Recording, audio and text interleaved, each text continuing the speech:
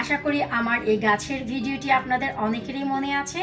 যারা আমার গার্ডেনের প্রিভিয়াস ভিডিও দেখেছেন তারা নিশ্চয়ই জানেন যে আমি লাউয়ের একটি বীজ জার্মিনেট করে এই ডিমের খোসায় লাগিয়েছিলাম। মাশাআল্লাহ, আশা করি দেখে বুঝতেই পারছেন যে আমার ডিমের খোসায় এই গাছটি কতটা সফলতা পেয়েছে। তবে এখন আর এই ডিমের খোসায় রাখা যাবে না, কারণ অনেক বেশি জায়গা নিয়ে নিয়েছে এবং গাছটি অনেক বেড়ে উঠেছে। এখন হচ্ছে এটি রিপ্লান্ট করার পালা, তাই এর জন্য আমাদের পরবর্তী স্টেপটি আমরা আপনার সাথে শেয়ার করব।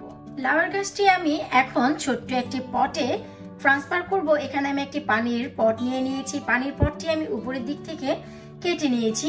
এই যে ডিমের খোসা, এ থেকে আমাদের গাছটি বের করার কোনো প্রয়োজন নেই। আলতো করে আমরা ডিমের খোসাটি নিয়ে নিচ্ছি।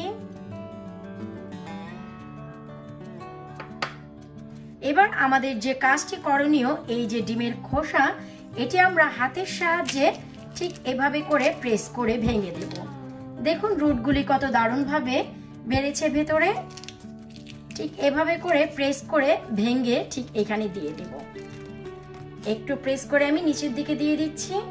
এবার আমরা বাড়তি কিছু মাটি এর উপর দিয়ে দিব। আমাদের যে প্রসেস করা মাটি ছিল তা তো আমি আপনাদের সাথে অলরেডি শেয়ার করেছি। সেই মাটিগুলো থেকে আমি মাটি দিয়ে বাকি জায়গাটি ভরে দিচ্ছি। আমরা মাটি দিয়ে যতটুকু প্রয়োজন ভরে নিয়েছি, এর থেকে বেশি মাটি দেওয়ার আর কোনো প্রয়োজন নেই এবং গাছটি দারুণভাবে স্টেবল আছে। আর এই পর্যায়ে কোনো প্রকার ফুড প্লান্টেরও প্রয়োজন নেই, কারণ আমরা ডিমের খোসাটি ভেঙে তারপর এই গাছটি দিয়ে দিয়েছি। এবার জাস্ট উপরের দিক থেকে কিছুটা হালকা হাতে একটু পানি দিয়ে দিচ্ছি।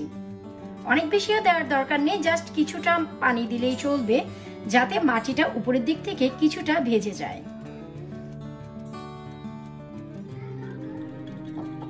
ব্যাস যথেষ্ট।